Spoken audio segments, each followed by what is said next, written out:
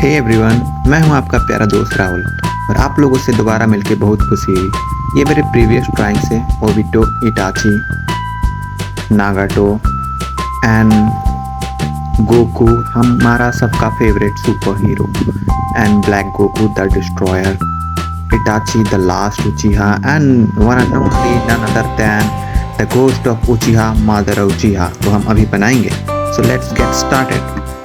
सो आप लोगों ने देखा ही होगा कि मैं कुछ महीनों से वीडियोस नहीं बना पा रहा था क्योंकि I have a very bad condition. There are many problems with, बहुत सी प्रॉब्लम्स थी, दिक्कतें थी जिसके कारण मैं ड्राइंग नहीं बना पा रहा था। आई होप आप लोग समझ सकते हैं।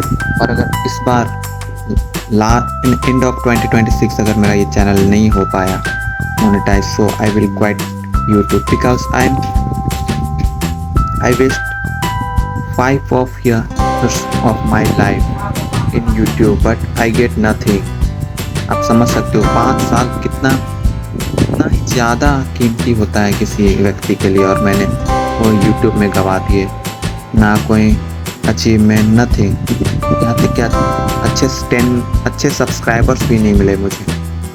बस आप ही लोग का सपोर्ट है please. Before the end of 2026, at least monetize my channel.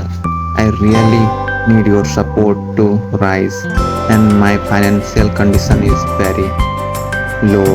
I really need support, and मुझे अब थोड़ी फैमिली को भी सपोर्ट करना है। मुझे पैसों की सख्त ज़रूरत है।